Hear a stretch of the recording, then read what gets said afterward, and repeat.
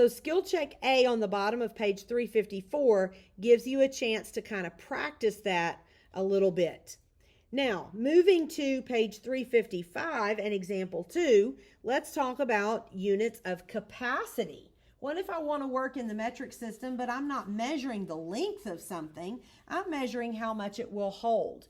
Well, the basic unit of capacity in the metric system is the liter, and we just use a lowercase l to abbreviate that. So all I have to do is go through my chart and change meter out for liter,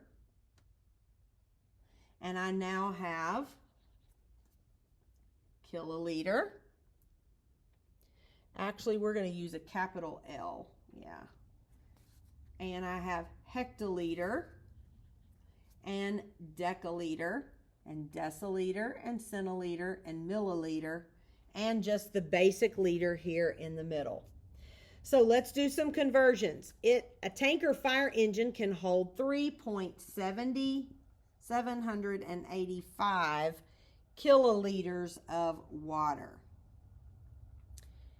Find the number of liters it holds. So we want to know how many liters is equal to this many kiloliters. So that means we're here. We're going to move 1, 2, 3 times to the right. So let's mimic that with our decimal point. 1, 2, 3 times to the right. That's 3,785 liters. Okay? Now, once again, I could have said, well, I don't want to worry about the decimal point. I just want to do multiplication. So I need to think 10, 100, 1,000. I multiply by 1,000. I multiply because I'm moving to the right on my chart. Multiply by 1,000 and get my answer.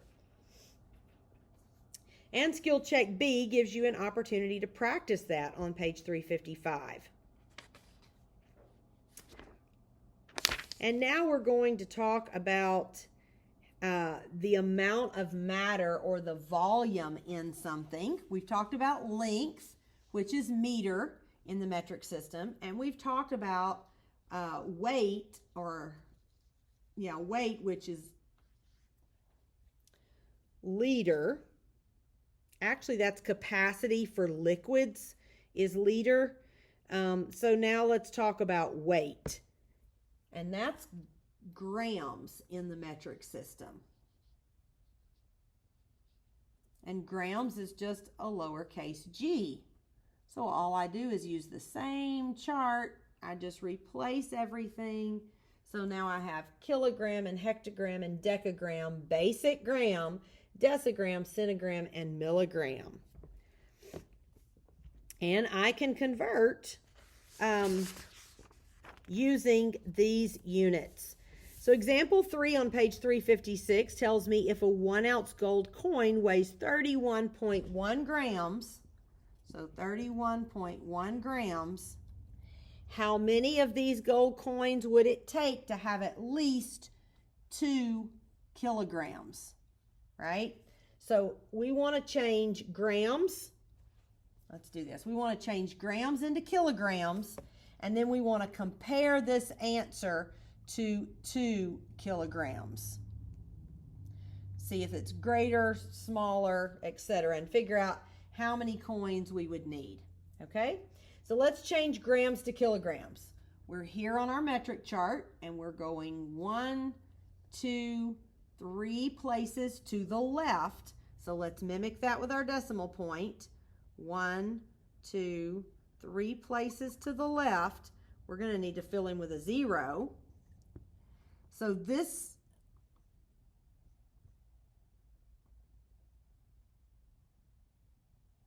hold on, I need to put another 0 there, don't I? 0.0311.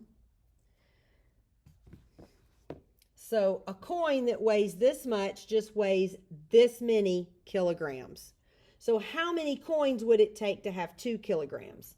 Well, let's divide 2 kilograms divided by, let's see what that gives us. That gives us 64.3. So it would take probably about 65 coins if we wanted 2 kilograms worth of gold. Because every gold coin just weighs 31.1 grams. So it would take 65 of those coins to make 2 kilograms of gold. Skill check C on page 356 gives you the chance to practice converting back and forth between grams and kilograms, kilograms and grams, grams and milligrams, and then gives you a word problem. And so let's look at our assignment for 9.3.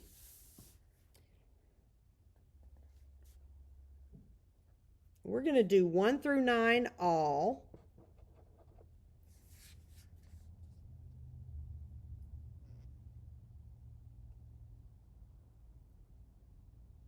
Then we're going to do 10 and 11, 13 and 14.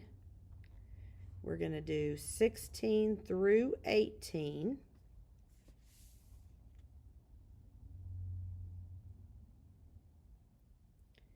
And then 19 through 33 odd. And again, no cumulative review today since we did 2 lessons in math.